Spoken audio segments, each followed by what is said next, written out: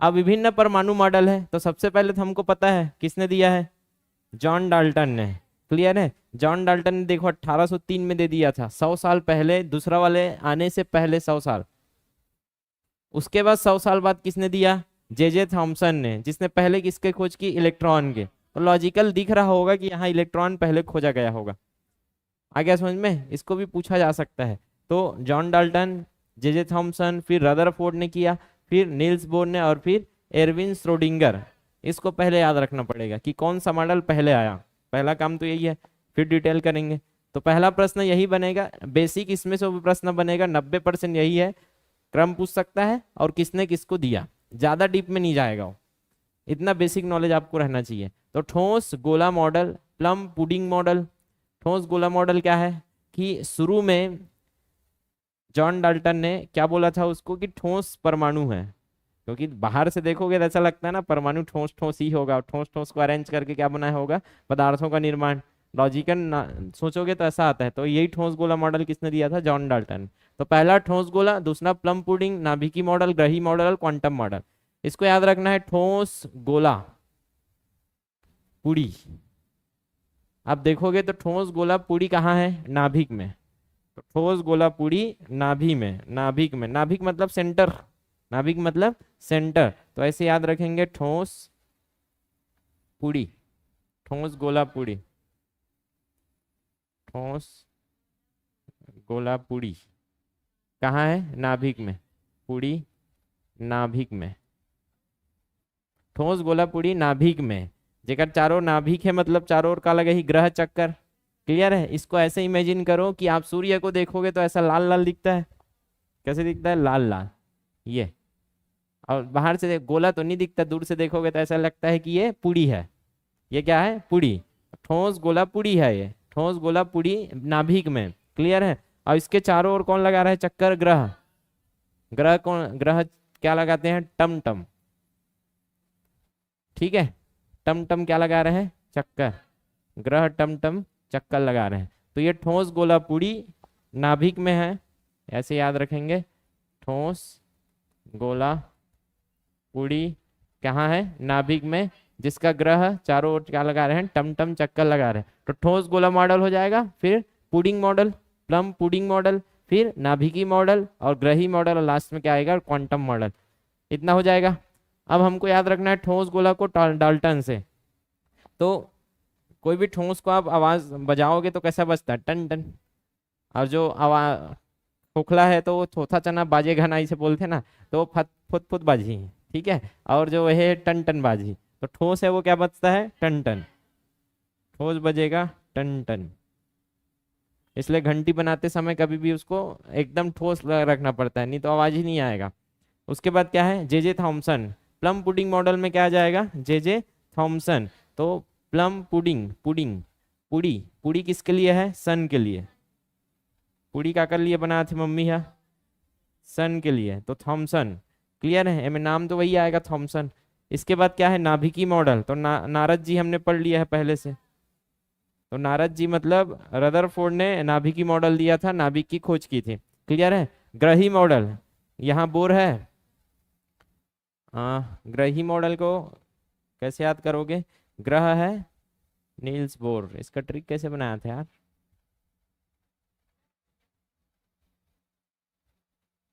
Trick बनाना भूल गया हूँ ऐसा लग रहा है, क्योंकि मैं कैसे कनेक्ट किया हूँ इसको, रदरफोर्ड के बाद ही बोर आते हैं। ग्रहों को बोर नहीं, नील्स बोर, नीला ग्रह, ऐसे याद रख लो। नीला ग्रह अपना पृथ्वी, ऐसे करके याद रख सकते हो। तो ग्रह कैसा है, नीला है, नीला ग्रह या ग्रह नीला है, ऐसे करके याद रख लो। और यहाँ टम टम डिंग डिंग एकदम सरल है, टम टम डिंग डिंग, टम टम डिंग डिंग, टम टम डिंग डिंग, टम टम डिंग डिंग, ऐसे करके याद रखेंगे। तो यह पहला काम तो ये हो गया कि कौन सा मॉडल पहले आया था और किसने क्या दिया था। तो याद करते हैं पहले क्या था, पहले ठोस गोला के पुड़ी कहाँ है, नाभिक में, जेकर चारों ओर ग्रह टम टम का लगा थे, चक्कर लगा। तो ठोस, ठोस गोला मॉडल, ठोस गोला के पुड़ी है, तो पुड़ी से प्लम पुडिंग मॉडल कहाँ है, नाभिक में से नाभिकी मॉडल, ग्रह से ग्रही मॉडल, और टमटम से क्वांटम मॉडल। फिर याद करो ठोस गोला में ठोस गोला, टन टन बाज थे डाल्टन, ठीक है। ठोस गोला के बाद प्लम पुडिंग, पुडी किसके लिए है, सन के लिए, मतलब थॉमसन। उसके बाद क्या था, रदरफोर्ड, रदरफोर्ड का क्या है, अरे नाभिकीय मॉडल का रदरफोर्ड, नारद। उसके बाद क्या है, ग्रही मॉडल, ग्रही कैसा, नीला ग्रह, नील्स बोर। और लास्ट में टमटम श्रोडिंगर, क्या आएगा, श्रोडिंगर। अब बेसिक बेसिक समझाऊंगा, एकदम जरूरी नहीं है कि आपको रसायन शास्त्र बन जाना है, रसायन शास्त्री, तो उतना तो नहीं बना पाऊंगा मैं, लेकिन हाँ थोड़ा बहुत आइडिया तो रहे कि आप वैज्ञानिक रहते तो थोड़ा बहुत जानकारी रखो। कि जैसे इन्होंने अभी बताया ना, ठोस गोला का अर्थ क्या है, इन्होंने माना कि इलेक्ट्रॉन क्या है, ठोस गोला है। ठोस गोला मतलब इलेक्ट्रॉन को क्या माना, ठोस गोला माना। इलेक्ट्रॉन नहीं, परमाणु को, परमाणु को दे रहा है ना, परमाणु सिद्धांत है, परमाणु को, परमाणु को क्या माना, ठोस गोला। और बाकी मैं बता चुका हूँ, जॉन डाल्टन का जो मॉडल है, ये मैं शुरू में बता चुका हूँ, वही है कि ठोस गोला है और ये क्या है, सूक्ष्मतम है, बताया था, सूक्ष्मतम है। और यही क्या है, संरचनात्मक इकाई है, इसी से सब चीज बना है, बताया था। सूक्ष्मतम है तो ये क्या है, अविभाजित है, अविभाजित क्या है, अविनाशी है, अविभाजित अविनाशी। और सबका क्या है, विशिष्ट गुण है। यही संरचनात्मक है, तो संरचना को अलग अलग करने का, ये संरचनात्मक से याद रखोगे क्या है, विशिष्ट गुण, सबका अलग अलग क्या है, विशिष्ट गुण। ये सब इन्होंने बताया है। तो थोड़ा थोड़ा पॉइंट याद रखो, अगर वो डीप में जाता है, कूट में डाल देता है तो तुक्का मारते बने, बस तुक्का ही मारना होता है। 50% पेपर आपके हाथ में रहेगा, उसके बाद डिसाइड ये करेगा कि आपने कितना पढ़ा।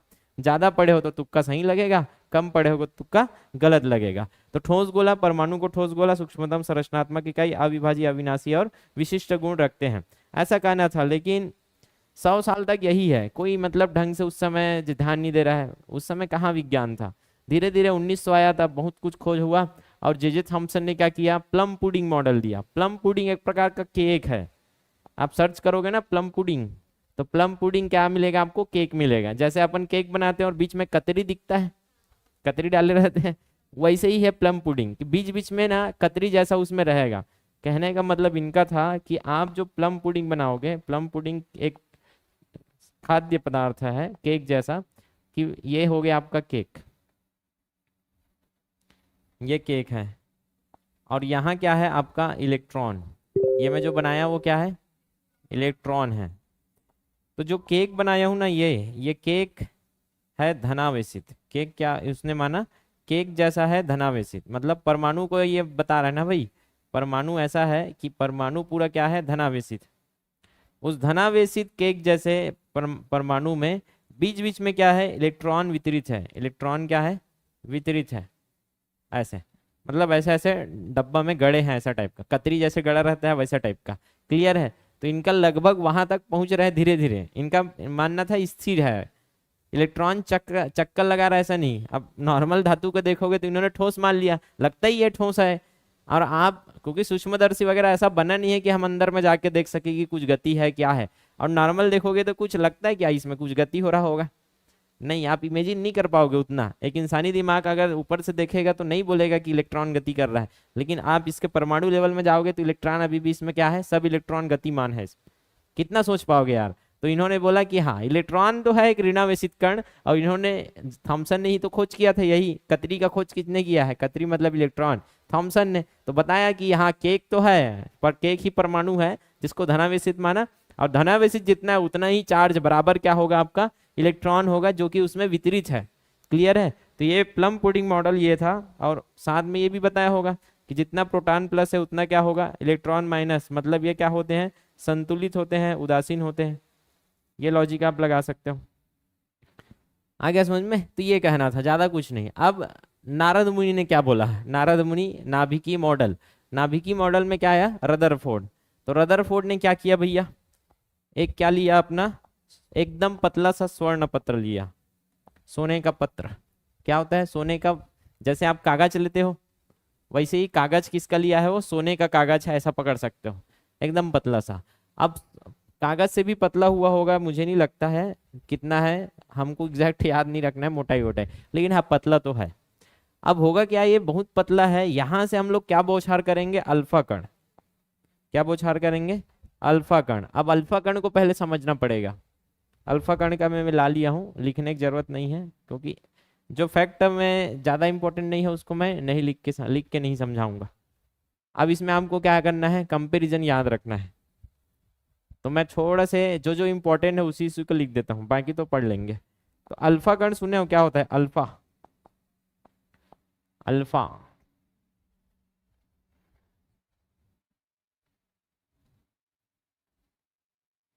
इसको ऐसे दर्शाते हैं और ऐसे लिखते हैं, अल्फा कण। और क्या होता है? बीटा कण सुने हो? और गामा, गामा कण है कि किरण है?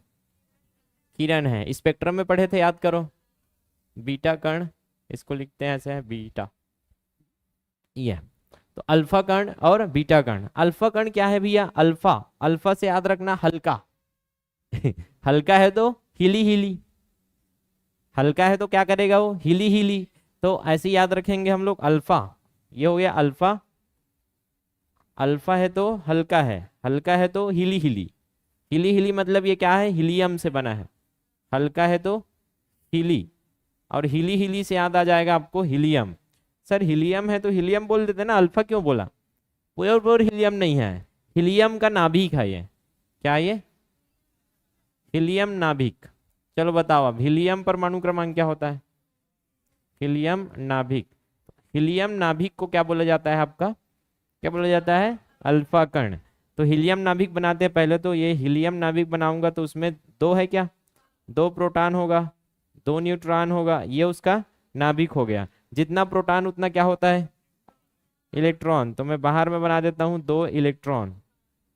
ये हो गया हीलियम परमाणु। ये क्या है? हीलियम परमाणु। अगर यहां से नाभिक बच चाहिए क्या? अरे नाभिक बच चाहिए, नाभिक बच चाहिए तो किसको त्यागना पड़ेगा? मतलब इलेक्ट्रॉन को निकाल दो। इलेक्ट्रॉन को त्याग देगा तो क्या बचेगा इसमें? केवल केवल नाभिक बचेगा, जिसमें दो प्रोटॉन और दो न्यूट्रॉन होगा। होगा कि नहीं होगा? इसको आप कैसे लिखोगे? हीलियम 2+ लिखेंगे। और यही जो हीलियम 2+ है, इसी को आप क्या बोलोगे? हीलियम का नाभिक।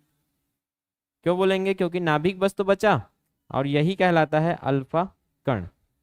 तो अल्फा कण क्या है पूछा जाता है, तो अल्फा कण क्या है? अल्फा कण है हीलियम का नाभिक। तो कैसे याद रखेंगे? अल्फा हल्का, हिली हिली, हल्का है तो हिली हिली, हिली से हीलियम। अब हीलियम तो परमाणु है, हीलियम को डायरेक्ट नहीं बोल सकते, तो परमाणु क्या त्यागेगा? इलेक्ट्रॉन। तब उसका क्या बचेगा?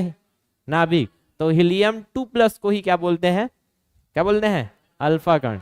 समझ में आ गया? सरल है, ठीक है सर। तो यहां और क्या पूछ सकता है कि अल्फा कण में कितने प्रोटॉन और न्यूट्रॉन होते हैं? अगर पूछ दे तो कैसे बताओगे? आपको पता रहना चाहिए हीलियम का नाभिक है, और हीलियम मतलब परमाणु क्रमांक क्या होता है? 2 होता है। होता है कि नहीं होता है? और परमाणु क्रमांक 2 मतलब 2 प्रोटॉन होगा, 2 न्यूट्रॉन होगा। इलेक्ट्रॉन कितना है? जल्दी बताओ। प्रोटॉन, न्यूट्रॉन और इलेक्ट्रॉन। हीलियम के नाभिक में तो इलेक्ट्रॉन रहेंगे क्या? नहीं रहेंगे। नाभिक में कहाँ का इलेक्ट्रॉन? आ गया समझ में? प्रोटॉन में कितने हैं? 2। न्यूट्रॉन में कितने हैं? 2। तो ये पूछा जा सकता है कि अल्फा कण में कितने प्रोटॉन या न्यूट्रॉन होते हैं। पहला प्रश्न तो यही बनेगा। दूसरा प्रश्न अगर मुझे पूछ दे आवेश, कोई बता पाएगा क्या होता है अल्फा कण में? तो आवेश में क्या आ जाएगा आपका? धनावेशित कण है। अल्फा कण कैसा कण है? रटने की जरूरत है क्या? कितना चार्ज है पूछा जाएगा तो 2 चार्ज है ना, +2 चार्ज है। +2 कहने का मतलब ये क्या है? धनावेशित। एल है आरुक सरल,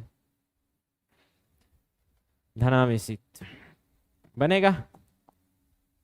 अब उधर चलते हैं। बीटा कण। बीटा कण कुछ नहीं है, बेटा बिट्रॉन है। बेटाट्रॉन, बेटाट्रॉन, बेटाट्रॉन, इलेक्ट्रॉन है ये एक प्रकार का। इलेक्ट्रॉन जैसा कण ही क्या होता है? इलेक्ट्रॉन कण ही बीटा है। बीटा कण इलेक्ट्रॉन जैसा गुण व्यवहार दर्शाता है, और कुछ अलग है नहीं इसमें। तो इसमें बस बीटा है, बीटा बीटा बेटा ट्रॉन है। बेटाट्रॉन, बेटाट्रॉन, बेटाट्रॉन ऐसे करके याद रखना। ट्रॉन से क्या आ जाएगा आपका? इलेक्ट्रॉन। तो इसमें 2 प्रकार का होता है, एक तो बीटा कण, एक होता है इलेक्ट्रॉन। नॉर्मल इलेक्ट्रॉन क्यों बोला? क्योंकि इसमें आवेश कितना है? इलेक्ट्रॉन जैसा है, मतलब एक ऋण आवेशित, एक आवेश, ठीक है। और यही जब क्या हो जाए, पॉजिटिव हो जाए, तो उसको क्या बोलते हैं, पॉजिट्रॉन। तो बीटा अगर निगेटिव है, निगेटिव है मतलब वो क्या है, इलेक्ट्रॉन है, या इसको ऐसे लिखते हैं तो और अच्छा आएगा कि बीटा क्या है, अगर ऋणावेशित, बीटा क्या है, ऋणावेशित, बीटा क्या है, धनावेशित। इलेक्ट्रॉन को धनावेशित बोल सकते हो क्या, नहीं। तो इलेक्ट्रॉन और बीटा अलग है, इससे यही समझ आता है कि इलेक्ट्रॉन का केवल ऋणावेशित होता है। अगर बीटा को बात करें तो बीटा दो प्रकार के, ऋणावेशित और धनावेशित। ऋणावेशित में कौन रहता है, इलेक्ट्रॉन, मतलब इलेक्ट्रॉन एक बीटा कण के रूप में आप इमेजिन कर सकते हो, जिसमें कितना होगा, -1 चार्ज होगा कि नहीं होगा। वही धनावेशित बीटा कण को आप क्या बोलोगे, पॉजिट्रॉन। क्या बोलेंगे, पॉजिट्रॉन। और पॉजिट्रॉन में किसके बराबर होता है, एक इलेक्ट्रॉन के बराबर चार्ज होता है, आवेश। एक इलेक्ट्रॉन के बराबर क्या होता है, आवेश। और इसको आप क्या लिखते हो, प्लस में +1 लिखते हो ना। पॉजिट्रॉन को प्रोटॉन से याद कर लो, प्रोटॉन जैसा है कि एक प्रोटॉन एक इलेक्ट्रॉन दोनों का चार्ज बराबर रहता है। तो वही प्रोटॉन को आपने पॉजिट्रॉन बोल दिया और इलेक्ट्रॉन को आपने क्या बोल दिया, इलेक्ट्रॉन ही बोल रहे हो। तो यहाँ आवेश पूछा जाएगा तो क्या होगा, आवेश। आवेश क्या होता है, अगर बीटा कण पूछा जाएगा तो ऋणावेशित। क्लियर है। तो माइनस और ये प्लस होगा कब, जब पॉजिट्रॉन होगा। तो ऋण 1 या धन 1 होगा कि नहीं होगा, वो डिपेंड करेगा कि उसमें क्या है, माइनस है कि प्लस है, लेकिन एक ही रहेगा चार्ज, एक से ज्यादा नहीं होगा। अब गामा किरण कण है कि किरण है, किरण है। गामा की 1 सको अल्ट्रा प्रणाम, याद आ रहा है। ये सब ट्रिक्स वगैरह अच्छे से रिवीजन करना पड़ेगा, जिनका प्रयोगशाला का परिचारक का भी पेपर टारगेट में है। दिन रात एक करो यार, नहीं तो कुछ नहीं होगा। मेरा काम मैंने कर लिया है, पढ़ा दिया है, जो भी चाहिए मैं दे दिया हूँ। अब आपका काम है कि आप उसको और कितना बार खाते हो, क्योंकि रिवीजन के बिना कुछ नहीं होना है। गामा को ऐसे दर्शाते हैं, ऐसा टाइप का रहता है, ठीक है। वाई एकदम नहीं रहता है, ऐसा टाइप, ऐसे, ठीक है। तो ये गामा है। अब गामा क्या है, किरण है, पहले ही दिख रहा है, गामा रेस, गामा रेस। और हमने पढ़ा ये जो गामा रेस है ना, अत्यधिक एनर्जी वाला है, सबसे लास्ट में आता है, याद करो। भेदन क्षमता अति होगा इसका, याद आ रहा है। तो ये आपको याद रखना है कि गामा रेस जो है, ये जो गामा रेस है ये अत्यधिक ऊर्जा वाला है, अधिक ऊर्जा। आगे ना ऊर्जा, ऊर्जा आया कि नहीं आया, इधर बोला था क्या ऊर्जा वगैरह, ज्यादा नहीं। ये लोग कण है और वो क्या है, ऊर्जा है, जो कि तरंग के रूप में मिलता है। तरंग के रूप में हमने पढ़ा है गामा की 1 सको अल्ट्रा प्रणाम। तो गामा रेस, फिर क्या आता है, एक्सरे, फिर यूवी, फिर दृश्य प्रकाश, फिर इंफ्रारेड, ठीक तो है। अवरोधियो, ठीक है, सूक्ष्म तरंग, और लास्ट में रेडियो तरंग। तो उस उधर लास्ट में था। अब मैं यहाँ नहीं पढ़ा सकता ना भाई उसको हर बार, कई बार अच्छा से समझाया गया तो उतना याद आपको होल्ड करके रखना पड़ेगा। तो गामा रेस क्या है, अधिक ऊर्जा वाला है, तरंग। ऊर्जा है तो ऊर्जा किस रूप में मिलेगा आपको, तरंग के रूप में। तो गामा किरण मिलता है, और गामा किरण भी आपके शरीर से होके जा सकता है। तो यही है अत्यधिक ऊर्जा। अब देखते हैं कंपेरिजन। तो उसमें कोई चार्ज है क्या गामा किरण में, कोई चार्ज, अरे इसमें आवेश कहाँ होगा, जब कण ही नहीं है तो आवेश होगा क्या, नहीं होगा यार। आवेश कहाँ होगा, कण नहीं है, क्या नहीं है, ये कण नहीं है। ये प्रकाश में आवेश पढ़े हो क्या, वहां रहता तो नहीं बता देता आवेश होगा करके, कुछ नहीं है। कण रहता तब ना आवेश होता, कण रहता तब इलेक्ट्रॉन प्रोटॉन न्यूट्रॉन होता, तब तो उसमें आवेश आता। कहाँ से आवेश आ जाएगा, नहीं आएगा आवेश जब तक उसमें क्या नहीं है, इलेक्ट्रॉन और प्रोटॉन। इलेक्ट्रॉन और प्रोटॉन ही तो आवेश देंगे, चार्ज देंगे। क्लियर। चलो, द्रव्यमान का क्या ख्याल है, किसका द्रव्यमान सबसे ज्यादा होगा, कंपेरिजन अल्फा बीटा और गामा में आप कंपेरिजन करोगे तो किसका द्रव्यमान ज्यादा दिख रहा है आपको, अल्फा का। क्योंकि यहाँ नाभिक में क्या है, 2 प्रोटॉन 2 न्यूट्रॉन, और न्यूट्रॉन और प्रोटॉन का ना हमने देख लिया इलेक्ट्रॉन से कई गुना ज्यादा भारी होते हैं लोग। तो अल्फा कण बीटा कण से क्या आएगा आपको, भारी, या आपको भारी कण मिलेगा, क्योंकि ये नाभिक है यार, और नाभिक भारी रहता है। आया समझ में। तो अल्फा कण क्या होता है, भारी होता है। बीटा कण हल्का होता है, क्या होता है, हल्का। क्यों, इलेक्ट्रॉन, क्या ये इलेक्ट्रॉन है। और इलेक्ट्रॉन का हमने पढ़ा है, हाइड्रोजन परमाणु का 1836 भाग, याद आ रहा है। ये अगर हाइड्रोजन का द्रव्यमान लोगे, हाइड्रोजन के भार का कितना, 1836 भाग करोगे, तब ये देखिए इलेक्ट्रॉन का भार आएगा। बहुत हल्का कण है बीटा कण। और ये क्या लगता है, क्या कण है? ये कण है कि ऊर्जा है? कण नहीं है तो उसका द्रव्यमान हो सकता है? कण की मात्रा, द्रव्य की मात्रा ही तो उसका द्रव्यमान होता है ना, तो उसमें द्रव्य है ना कण है, मतलब ये क्या है, द्रव्यमानहीन है, द्रव्यमान रहित है। इसका द्रव्यमान ही नहीं होगा यार, क्यों? क्योंकि ये तरंग है, तरंग का कहाँ के द्रव्यमान? आया समझ में? जैसे फोटान हम लोग पढ़ते हैं, फोटान एक कण की तरह व्यवहार करता है, लेकिन वो फोटान के पास क्या नहीं रहता पता है, द्रव्यमान नहीं रहता। इस कारण से आप प्रकाश को पूरा पूरा कण नहीं बोलते हो, लेकिन हाँ उस तरीके से वो प्रकृति दोहराता है, इसलिए हम दोहरी प्रकृति में गिनते हैं। लेकिन फोटान के पास एक चीज नहीं रहता है, वो चीज है, क्योंकि प्रकाश दो तरीके से चलता है, प्रकाश एक तरंग और एक कण की तरह। पढ़े हो कि नहीं पढ़े हो? तरंग तो एकदम बता दोगे, लेकिन कण की जब बात आती है तो बस आप फोटान की ऊर्जा पैकेट बस पढ़ते हो। उसमें कण का जो है हल्का कण बोला जाता है, इसलिए फोटान को कई बार, कि उसका द्रव्यमान ही समझ नहीं आता है, इतना हल्का है वो। दो चीज और याद रखना है, आयनाइजेशन, इसमें कंपेरिजन करोगे तो हमने आयनाइजेशन पढ़ा है, याद करो, गामा किरण, इसका आयनाइजेशन जहाँ ज्यादा होता है कि नहीं होता है? आयनाइजेशन मतलब आयनीकृत करने की पावर, क्लियर है? किसी भी परमाणु में डालोगे तो उससे इलेक्ट्रॉन को निकाल के फेंक देगा और उसका आयन बना देगा, यही तो होता है। इलेक्ट्रॉन को निकाल दो परमाणु से, उसमें क्या बन जाएगा, धनावेश, क्योंकि इलेक्ट्रॉन निकल गया तो प्रोटॉन बचेगा, और प्रोटॉन क्या है, धनावेश है। इतना आता है समझ में? तो यहाँ क्या हुआ कि ये जो मैं बोल रहा हूं आयनीकरण, आयनीकरण की क्षमता, आयनीकरण क्षमता, तो यहाँ इसके आयनीकरण ज्यादा होता है कंपैरिजन में, क्लियर है? इसका मध्यम होगा, इसका कम होगा कंपैरिजन में। बाकी आप स्पेक्ट्रम में देखोगे तो स्पेक्ट्रम में तो ज्यादा इसी का होता है। इससे भी ज्यादा किसका होता है, इसका बीटा का, उससे भी ज्यादा, सबसे ज्यादा किसका होता है आयनाइजेशन करने की क्षमता, अल्फा कण का। आ गया समझ में? इसके बाद आपको ध्यान में रखना है, आयनाइजेशन के बाद भेदन क्षमता, भेदन मतलब प्रवेश करने की क्षमता, भेदन मतलब ऐसे निकल जाएगा, ऐसे परमाणु है तो आल पाल, कि मैं यहाँ डाला प्रकाश तो प्रकाश का भेदन क्षमता है कि नहीं है? कहाँ है, ले, दृश्य प्रकाश का भेदन क्षमता कहाँ है, नहीं है। कागज भी रखूंगा, कागज को भी भेद नहीं पाता है, ये इतना तो लॉजिक है। कागज भी रखोगे नीचे, अब यहाँ ये एक प्रकाश दिख रहा है, मत बोलना वो प्रकाश जो सीधा आ रहा है वो भेद नहीं पा रहा है, यहाँ से टकरा के वापस चला गया। वो तो ऐसे टकरा के नीचे तरफ दिख रहा है, वो अलग बात है, दूसरी तरफ से आके प्रकाश यहाँ दिख रहा है, लेकिन सीधा आने वाला प्रकाश इसको भेद पा रहा है क्या? नहीं, वो तो टकरा के चला गया, तो उसका भेदन क्षमता बिल्कुल कम है। किसका? दृश्य प्रकाश का। आया समझ में? तो इसमें भेदन क्षमता किसका ज्यादा रहेगा, कि आपके बॉडी में पड़ेगा तो वो बॉडी में पड़ने के बाद आपके इलेक्ट्रॉन तक घुस जाएगा सीधा, गामा किरण। आया समझ में? कि गामा किरण के अगर आप चपेट में आ गए, क्योंकि ये रेडियो एक्टिव गुण है, रेडियो एक्टिव गुण है, मतलब जो रेडियो एक्टिव पदार्थ है वहां से निकलता है गामा रेस, अगर वहां आप चपेट में आ गए तो सीधा कहाँ घुसेगा, आपके डीएनए तक जाएगा। डीएनए बहुत छोटा है, आपके कोशिका से भी छोटा डीएनए रहता है, वहां तक खुसर के आपके डीएनए को डैमेज कर देगा। और डीएनए ही डिसाइड करेगा कि आपका शरीर कैसा होगा, आपका बाल वाल सब कैसे होगा, इसको हम लोग बायोलॉजी में पढ़ेंगे।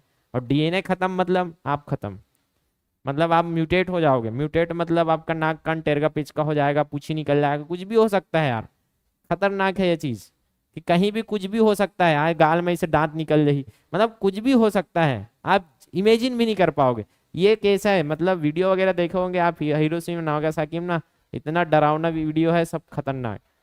वो तो वीडियो है, सोचो जिंदगी देखोगे जाके तो हालत खराब हो जाएगा, ऐसे है। तो भेदन क्षमता कम है किसका, अल्फा का, इसका मध्यम हो जाएगा फिर से। और ज्यादा किसका है आपका, गामा का, याल पाल निकल जाएगा भेद के, ठीक है। भेद कर क्या कर सकता है आपका, डैमेज। इसको तो आप पतले से सीट, कागज के सीट से भी रोक सकते हो, कागज सीट से रोक सकते हो। अब इसको कैसे याद रखना है, अगर लॉजिक लगाओगे तो याद करने के लिए, जो भारी भरकम है वो दिख रहा है, जो भारी भरकम है कण है वो तो दिख सकता है ना, आपको दिख रहा है, उसको रोक सकते हो। जैसे हनुमान जी जाते हैं और हनुमान जी लंका के प्रवेश करते समय अपना मेर रूप धारण करके जाते, तो शुरू नाक जो गार्ड थे ना, बहुत जबरदस्त जबरदस्त गार्ड रिसो में देखे हो ना, गार्ड मल्ला, ठीक है, वो तो आराम से रोक लेती। तो नाभिक को आराम से रोक लोगे आप, क्योंकि थोड़ा बड़ा ही है, बड़ा है, भारी है। लेकिन वही छोटा सा बन के गया कौन, हनुमान जी, नहीं रोक पाएंगे। तो जितना आप छोटा करोगे, और गामा तो दिखेगा भी नहीं आपको, गामा रेस, उसको तो बिल्कुल नहीं रोक पाएगा कुछ भी, सीधा अंदर घुस जाएगा वो परमाणु लेवल तक। आया समझ में? तो भेदन क्षमता किसका ज्यादा होता है आपका, ठीक है, ये आपको ध्यान में रखना है। यही चीज वहां लिखा है जो नोट्स में मैं डाल दिया हूं, तो एक बार मैं समराइज कर देता हूं।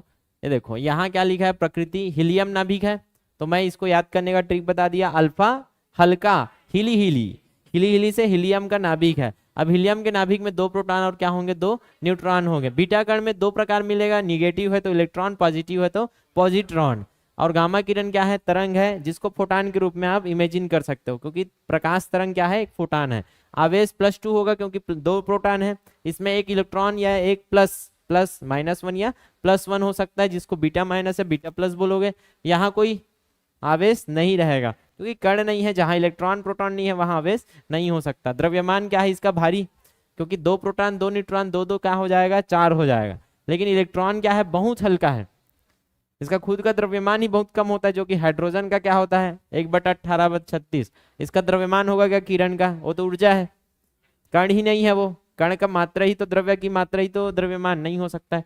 वेग, अब वेग में आप ध्यान में रखना, ये प्रकाश है, तो प्रकाश की गति में आज तक कोई ऐसे गति नहीं हो पाई है जो प्रकाश की गति को टक्कर दे पाए। तो अगर पूछा जाए कि दुनिया में सबसे ज्यादा तेज कौन भागता है, प्रकाश भागता है। आया समझ में? टाइम ट्रेवल मशीन वगैरह आप देखे होंगे, कॉन्सेप्ट वगैरह, कि आप अगर प्रकाश के गति में ट्रेवल कर सको तो आप अपना फ्यूचर देख सकते हो या तो अपना भूतकाल में जा सकते हो। लेकिन आपको क्या करना पड़ेगा, प्रकाश की गति में, कि 1 सेकंड हुआ 3 लाख किलोमीटर, 3 लाख किलोमीटर समझ सकते हो, मतलब 1 सेकंड हुआ और आप सीधा यहाँ से 8 मिनट में सोचो न कहाँ पहुंच जाओगे पृथ्वी में। इतना गति हम लोग अभी अचीव नहीं कर पाएंगे, तो टाइम ट्रेवल तो दूर की बात है अभी। क्लियर है? तो अल्फा कण भारी है तो धीरे धीरे भागेगा, गुद्दू भागे कि नहीं भागे, तो अल्फा कण धीमा होता है, थोड़ा से उससे हल्का है तो मध्यम होता है, और उसके पास कण ही नहीं है, मात्रा ही नहीं है, तो वो क्या भागता है, तेज भागता है प्रकाश की चाल में। प्रवेश शक्ति क्या होता है, प्रवेश शक्ति यही बताया, भेदन, भेदन क्षमता किसका कम होगा, भारी भरकम का, और उसका क्या होगा, ज्यादा होगा। तो भेदन क्षमता बहुत कम, कागज को भी रख दोगे ना अल्फा कण रुक जाएगा टकरा के। मध्यम रहता है, बहुत अधिक होता है भेदन क्षमता किसका, गामा, वो अंदर तक घुस जाएगा आपका। आयनीकरण इसका अधिक होगा, उसका कम होगा, गामा का। लेकिन स्पेक्ट्रम में गामा का ही अधिक होता है, हमने पढ़ा था। लेकिन उससे भी ज्यादा किसका है, बीटा का। उससे भी ज्यादा किसका है, अल्फा। अल्फा भेद के निकल जाएगा क्योंकि वजनदार है, भेद के निकल जाता है, ऐसे करके याद रखोगे। क्लियर है? उल्टा उल्टा आयनीकरण कर देता है, भेदन क्षमता तो उधर है। चुंबकीय क्षेत्र में विचलन, थोड़ा विचलन होगा, अधिक विचलन होगा, विचलन नहीं होगा। तो विचलन के मामले में अल्फा कण क्या होता है, थोड़ा विचलन, कि कोई जा रहा है भारी भरकम जा रहा है तो उसको हिलाना मुश्किल है।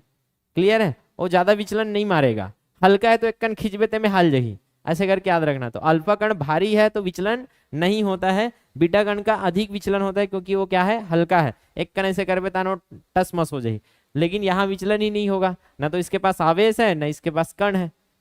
जब तक आवेश रहता तभी तो विचलन होता है, जो जा रहा है अट्रैक्शन होगा तब विचलन होगा। यही है आपका जिंदगी, क्या आप सीधा जा रहे हो, विचलन नहीं हो, मतलब किसी तरफ आकर्षित मत होना।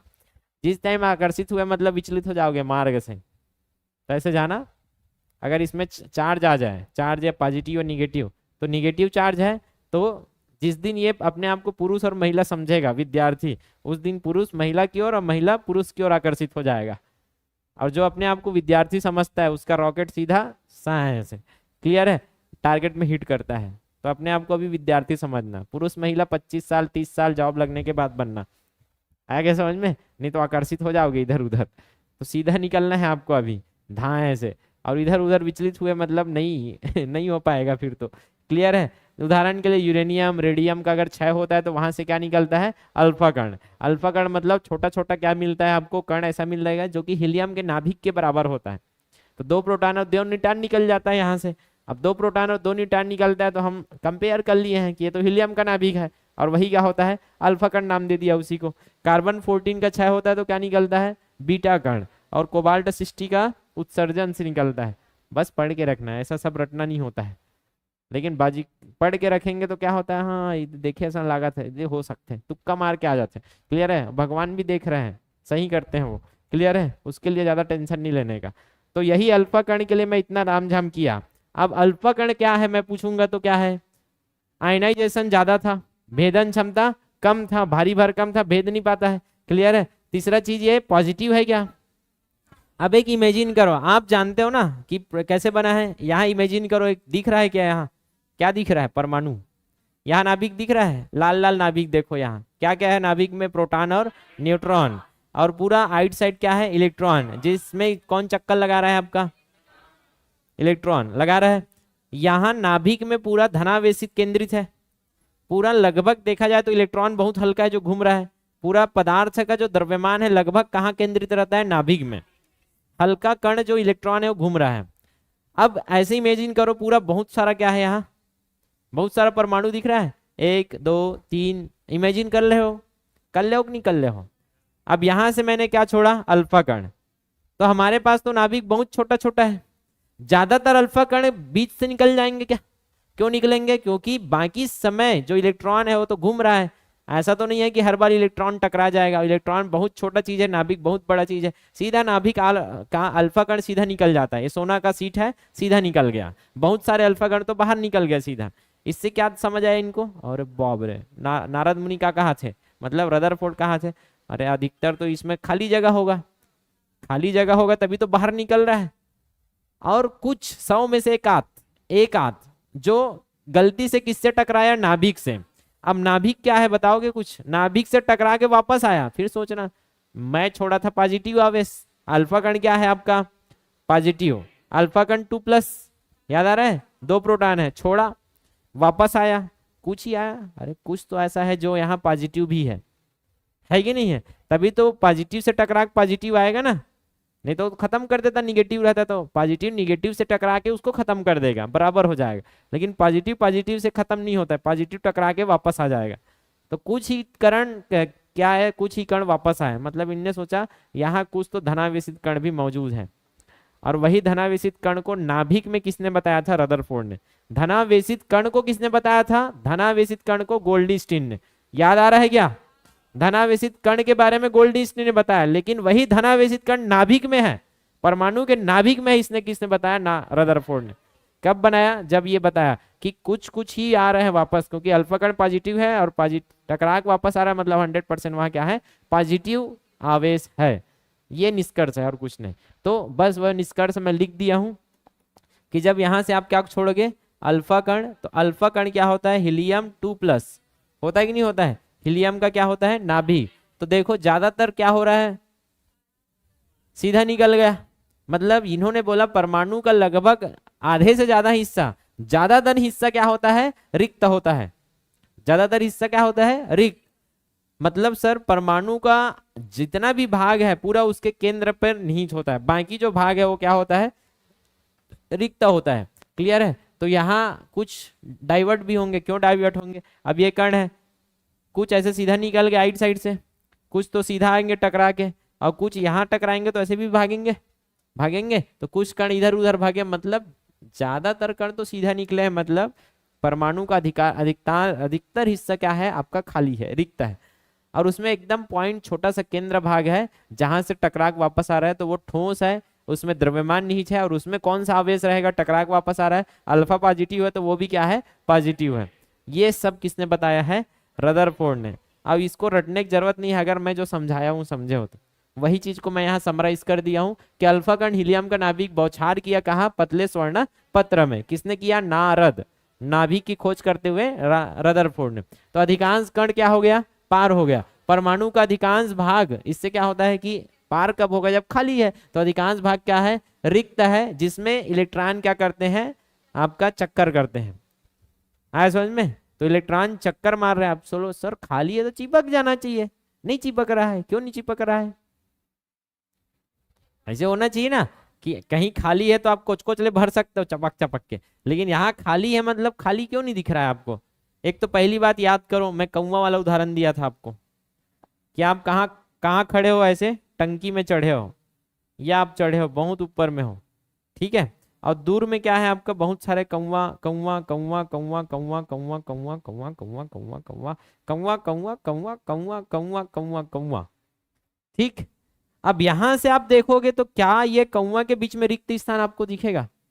नहीं, ऐसा लगेगा कि कौवा का झुंड एकदम चिपक चिपक के बैठा है। जैसे जैसे पास जाते जाओगे आपको लगेगा थोड़ा थोड़ा गैप तो इनके बीच में है, पहला चीज।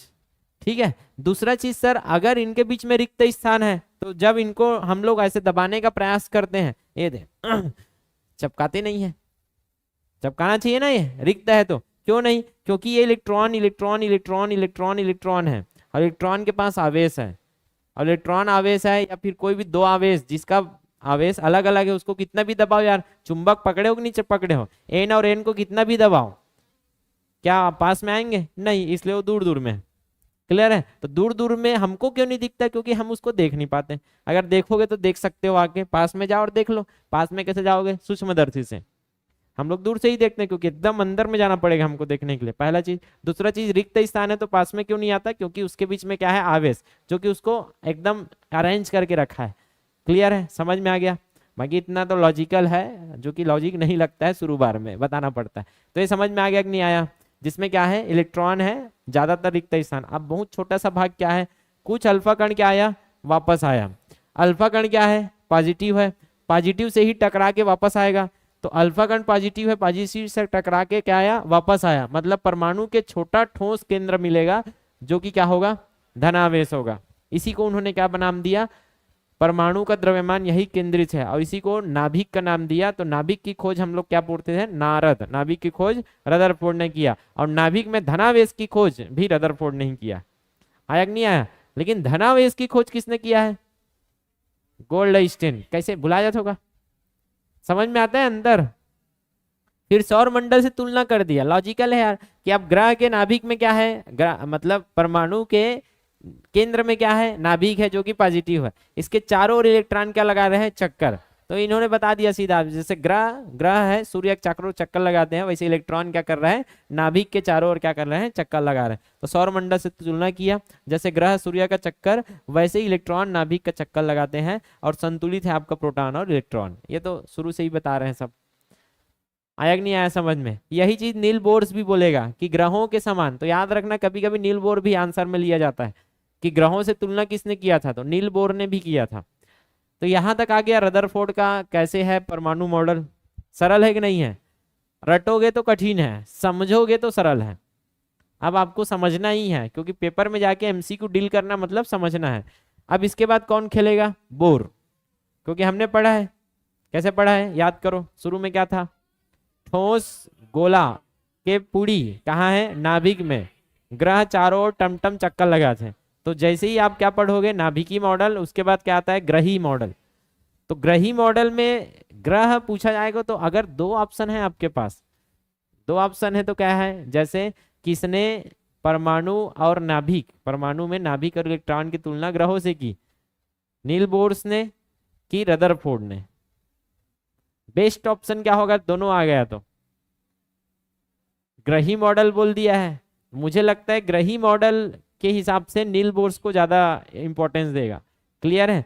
लेकिन सर्वप्रथम किसने सोचा था? ऐसा पूछ दे सर्वप्रथम वगैरह लगा के, तो क्या लोगे आप लोग? रदरफोर्ड ले सकते हैं। तो ये लोग हम लोग एमसीक्यू में करेंगे, क्योंकि बहुत कुछ तो अभी एमसीक्यू में। केमिस्ट्री याद रखना, क्लास मात्र 60% ही हो पाएगा आपका। मतलब इतना पढ़ा रहा हूँ फिर भी 60% प्रश्न ही बनेगा। 40% तो आपको एमसीक्यू देखना ही पड़ेगा। मैं एमसीक्यू पढ़ाऊंगा, उसको देखना क्या, पढ़ना है तो पढ़ना ही पड़ेगा। तो ग्रही मॉडल में कुछ नहीं बताया है, कि इन्होंने बताया बस ये नाभिक है, नील बोर, बोर का परमाणु मॉडल एकदम सरल है, कुछ नहीं बताया है। बोर बोर बोर बोर मतलब नीचे में क्या है? नाभिक है, बीच में ये नाभिक है, जिसमें हमको पता है प्रोटॉन और क्या है? न्यूट्रॉन है। इन्होंने बताया कि इलेक्ट्रॉन क्या है? अब बहुत सारे इलेक्ट्रॉन रहते हैं। ऐसा नहीं है कि इलेक्ट्रॉन एक जगह है, या इलेक्ट्रॉन बस इसी जगह घूम रहे हैं, बस जहां मन किया घूम लिया, ऐसा कुछ नहीं होता है भैया। सब इलेक्ट्रॉन के पास अपनी क्या होती है? अलग अलग ऊर्जा स्तर। जैसे मैं बता रहा हूं, जैसे ग्रह क्या होते हैं आपके? 8 ग्रह है कि नहीं है? अलग अलग कक्षा में घूम रहे हैं 8 ग्रह। वैसे इन्होंने बताया कि नाभिक तो है, ग्रही मॉडल से क्या समझ आता है? ग्रह जैसा है। ग्रही मॉडल से क्या समझ आता है? ग्रह जैसा। अलग अलग कक्षा है, सब इलेक्ट्रॉन का अलग अलग कक्षा है। ग्रही मॉडल तो कक्षा में घूमते हैं लोग। कक्षा मतलब कक्षक। कैसा है? अलग अलग। ये बताना था किसका? ग्रही मॉडल का, कि जैसे ये सूर्य हो गया तो ये बुध, फिर शुक्र, पृथ्वी, मंगल, सबका अपना क्या है? कक्षा है। अरे है कि नहीं? कि दूसरे कक्षा में नहीं घुस जाते हैं, सब अपने अपने कक्षक में क्या करेंगे? ऑर्बिट। सब अपने अपने ऑर्बिट में क्या करते हैं? चक्कर। वैसे ही कौन बता रहे हैं? बोर जी, कि सबका अपना एक इलेक्ट्रॉनिक ऊर्जा स्तर होता है। ये, और इन इलेक्ट्रॉन के ऊर्जा स्तर को इन्होंने नाम दिया था। ये पहला वाले को n बराबर 1, दूसरा वाले को n बराबर 2 बोल दिया, तीसरे वाले को n बराबर 3। ऐसे आप करते जाओ, जितना पर आपके पास इलेक्ट्रॉन है, 4 5 6 7 8। या तो आप कहाँ से चालू कर सकते हो? k से। k, l, m, n, ऐसे बढ़ते जाएगा। आया कि नहीं आया समझ में? ये बताया। इलेक्ट्रॉन के पास अपनी क्या है? ऊर्जा है। इलेक्ट्रॉन के पास क्या है? ऊर्जा। तो अलग अलग कक्षा में अलग अलग है, मतलब इलेक्ट्रॉन ऊर्जा के आधार पर क्या होते हैं? ऊर्जा के आधार पर क्या होते हैं? अलग अलग कक्षा में गति करेंगे, अलग अलग कक्षा में विद्यमान होंगे। जैसे पहली वाला छात्र है तो पहली कक्षा में, दूसरी का छात्र दूसरी कक्षा में, कि पहली में चला जाएगा। सबकी ऊर्जा अलग है, तो सबकी ऊर्जा अलग है मतलब वो दूसरी वाला दूसरी में ही जाएगा, तीसरी वाला तीसरी के हिसाब से बैठेगा, पांचवी वाला पांचवी में बैठ जाएगा, आठवीं वाला आठवीं में बैठ जाएगा। आया समझ में? वैसे इलेक्ट्रॉन के पास अपनी क्या है? खुद की ऊर्जा है। ये ऊर्जा के अनुसार उस कक्षा में क्या होंगे? विद्यमान होंगे। आया कि नहीं आया समझ में? ऊर्जा मतलब ऊर्जा पैकेट्स के रूप में, इसलिए इसको क्वांटम मॉडल से भी कनेक्ट किया जाता है। क्वांटम सिद्धांत पर आधारित है आपका क्वांटम सिद्धांत। क्वांटम सिद्धांत के आधार पर बताया कि इलेक्ट्रॉन ऊर्जा पैकेट्स के रूप में, ऊर्जा पैकेट्स के रूप में क्या करते हैं? आदान प्रदान। ऊर्जा पैकेट्स के रूप में ऊर्जा का आदान प्रदान करेंगे। ऊर्जा का क्या करेंगे? आदान प्रदान। एक बात याद रखना, इलेक्ट्रॉन के पास यदि ऊर्जा है तो निरंतर त्यागता नहीं है, निरंतर कम ज्यादा नहीं होता है। आप उसको ज्यादा ऊर्जा दोगे तो ग्रहण करेगा और दूसरे वाले ऊर्जा स्तर में चला जाएगा, फिर वहां मैनेज करेगा अपने आप को। निकाल लोगे तो छोटे ऊर्जा स्तर में आ जाएगा, वहां मैनेज करेगा। निरंतर नहीं होता है। लेकिन हाँ, आदान प्रदान किया मतलब अपना ऊर्जा स्तर क्या कर लेता है? वो चेंज करता है। करेगा कि नहीं करेगा? चेंज कर लेगा। ये बताया किसने? ग्रही मॉडल में। तो एकदम सरल है, कैसे कनेक्ट करना है? बोर का परमाणु मॉडल है, बोर ने बताया ग्रही मॉडल। ग्रह नीला, ग्रह नीला, तो नील बोर से कनेक्ट किए थे इतना। तो अब ग्रह नीला है, नील बोर ने बताया कि ग्रही मॉडल है। अब ग्रह को इमेजिन करो, बीच में नाभिक है सूर्य, और उसके चारों ओर कक्षा है, कक्षक है, जिसमें सब में क्या है? अलग अलग ग्रह है। वैसे ही नाभिक के रूप में इन्होंने इमेजिन किया, नाभिक को, सूर्य को नाभिक बना दिया। और जैसे अलग अलग कक्षक बना है पूरे ब्रह्मांड में, अपने सौर मंडल में, वैसे ही बहुत सारे कक्षक होते हैं। किसमें? आपके परमाणु में। और हर कक्षा में क्या होंगे? इलेक्ट्रॉन होंगे, जितना इलेक्ट्रॉन है। क्लियर है? और इलेक्ट्रॉन की उसके हिसाब से क्या होगी? ऊर्जा। जितना ज्यादा ऊर्जा उतना ही वो अपने कक्षा में रहेगा। अब देखो, यहां देखोगे तो ऊर्जा किसकी ज्यादा है? इसकी ऊर्जा ज्यादा है, किसकी ऊर्जा ज्यादा है? पास वाले की। यही गलती हो जाता है कि प्रश्न यही बनेगा कि के एलिमेंट, 4 ऑप्शन रहेगा, निम्नलिखित में से किस कक्षा में इलेक्ट्रॉन की ऊर्जा ज्यादा होगी? तो ये ऊपर वाले में, कि पहली कक्षा में इलेक्ट्रॉन, मैं इसलिए ये उदाहरण दे के बता रहा हूं कि पहले वाले जो ऊर्जा स्तर है उसमें ऊर्जा कम, फिर दूसरी कक्षा में जाएगा तो ऊर्जा ज्यादा, तीसरी कक्षा में फिर ऊर्जा ज्यादा, चौथी कक्षा में फिर ऊर्जा ज्यादा। मतलब ऊर्जा कब बढ़ता है? जब आप लेवल ऊपर करते जाते हो। तो पहली कक्षा का लड़का जैसे पकड़ लो, पहली कक्षा के पास ऊर्जा क्या होता है? कम होता है। तो मैं यहाँ ऐसे लिखूंगा इसको, ये हो गया आपका पहली कक्षा में ऊर्जा क्या आएगा आपका? ज्यादा, कम। पहली कक्षा में ऊर्जा कम, और जैसे जैसे जाओगे ऊर्जा क्या होती जाएगा?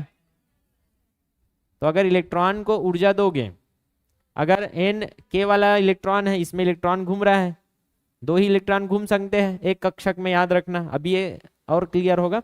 तो 2 इलेक्ट्रॉन घूम रहे हैं, अगर मैं इलेक्ट्रॉन को ऊर्जा दे दूं तो इलेक्ट्रॉन निकल के दूसरे वाले कक्षक में पहुंच जाएंगे और यहाँ घूमना चालू कर देंगे। इसको और ऐसे समझ सकते हो कि पास में घूमना है तो ज्यादा ऊर्जा की जरूरत नहीं है, ऐसे घूम लेंगे।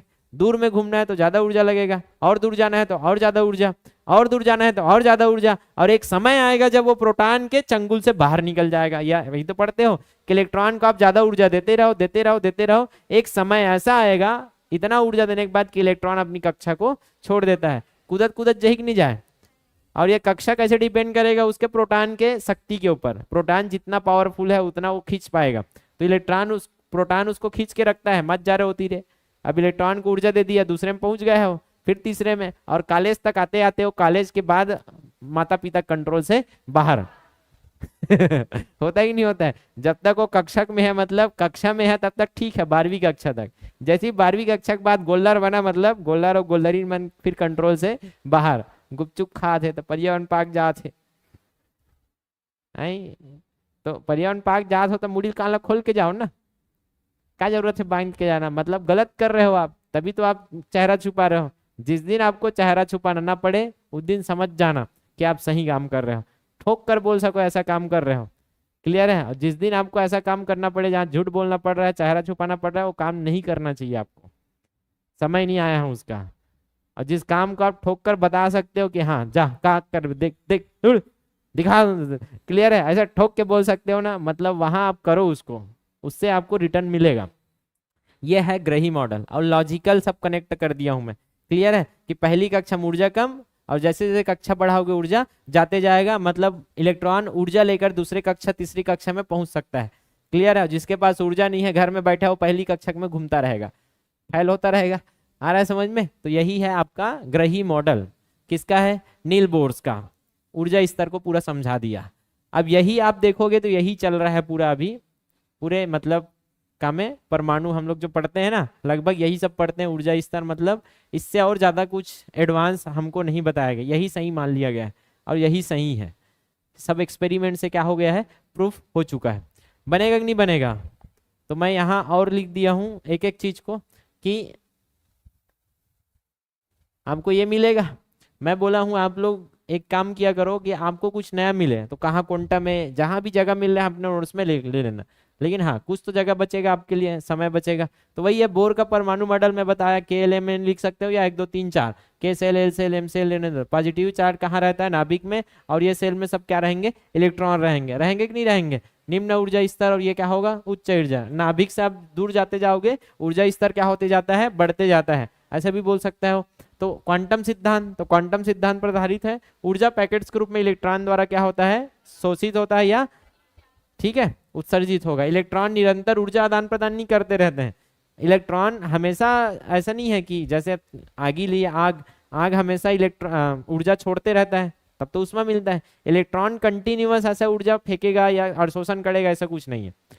वो इलेक्ट्रॉन अवशोषित कर लेगा और अपना ऊर्जा स्तर बदल लेगा और वहां घूमता रहेगा। फिर अगर इलेक्ट्रॉन अवशोषित कर लिया फिर ऊर्जा स्तर बदल लेगा, फिर घूमता रहेगा। वो कंटिन्यूअस ऊर्जा को देता या लेता नहीं है, ये ध्यान में रखोगे। क्या लिखा है? परमाणु के केंद्र में एक धनात्मक आवेश रहता है, तभी तो उसको सूर्य माना है, तभी तो ग्रह बनाया है ना भाई।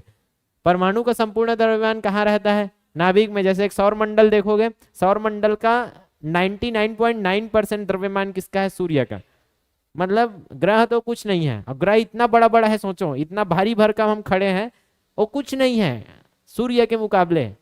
और इतना बड़े ग्रह है, और ऐसे ही कितने ग्रह हैं? 8 ग्रह क्षुद्र ग्रह हैं सौर मंडल में। इतना सब मिला दोगे तभी सूर्य के सामने कुछ नहीं है, 0.01% भी नहीं है, ऐसा वाला। क्लियर है? 99.99 समझ सकते हो सूर्य का द्रव्यमान कैसा है। वैसे ही सेम सिस्टम है आपका परमाणु का। पूरा द्रव्यमान तो कहाँ केंद्रित है? आपके नाभिक में। इलेक्ट्रॉन तो बस टाइम पास चक्कर लगा। नाभिक का आयतन परमाणु के आयतन से क्या होता है? कम होता है। बोल सकते हो परमाणु का आयतन से कम होगा। ये आयतन मतलब जगह घेरना है। अब जगह जितना ज्यादा घेरेगा उससे बहुत कम रहेगा उसका नाभिक का आयतन। लॉजिक लगा सकते हो। तो मेन जगह खाली है क्योंकि नाभिक तो एक जगह केंद्रित हो चुका है। यही बोला है। परमाणु में क्या होते हैं? प्रोटॉन और न्यूट्रॉन होते हैं। इलेक्ट्रॉन नाभिक के चारों ओर एक निश्चित कक्षा में क्या लगाते हैं? चक्कर। वही तो बताया, जिसको इन्होंने क्या बोला? विविध कक्षाएं के एल एम एन करते जाओ, या संख्या में 1 2 3 4 बोलो। पहली कक्षा, दूसरी कक्षा, तीसरी कक्षा। क्लियर है? कक्षा के चारों ओर की ऊर्जा क्या होती है? स्थिर होती है। ये ऊर्जा स्थिर है, ये ऊर्जा स्थिर है, सबकी अपनी अपनी क्या है? ऊर्जा स्तर है। क्लियर है? इन कक्षाओं को ऊर्जा स्टार नहीं स्तर कहते हैं। क्लियर है? ऊर्जा क्या बोलते हैं, स्तर बोलते हैं। जब इलेक्ट्रॉन एक ऊर्जा स्तर से दूसरे ऊर्जा स्तर में जाता है तो परमाणु की ऊर्जा क्या हो जाती है, बदल जाती है, जबकि इलेक्ट्रॉन की ऊर्जा ना कम होती है और ना ही ज्यादा होती है। ओवरऑल देखोगे तो ये कहना है कि इलेक्ट्रॉन के खुद की ऊर्जा नहीं बढ़ती, परमाणु का ओवरऑल इलेक्ट्रॉन में जोड़ के देखोगे तो उसकी ऊर्जा बढ़ जाती है। कहने का मतलब इलेक्ट्रॉन बस ऊर्जा स्तर चेंज करेगा, इससे पूरा परमाणु के ऊर्जा स्तर में बदलाव आएगा। इलेक्ट्रॉन अपनी जगह में क्या है, उसकी अगर एकलौता देखोगे तो उसकी ऊर्जा में कुछ अंतर नहीं आएगा। ऐसा कहना है किसका, बोर का।